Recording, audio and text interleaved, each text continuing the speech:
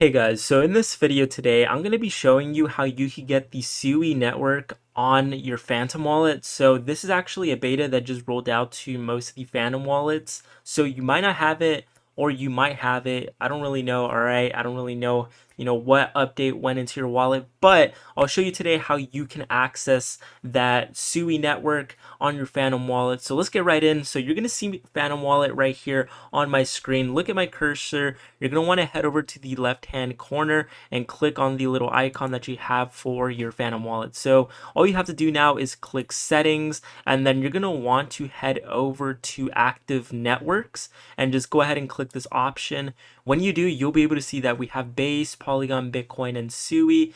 This will be off, but turn it on, and then you'll have the option to have Sui assets under a Phantom wallet. So I could head over here and pretty much receive possibly only Sui, I believe.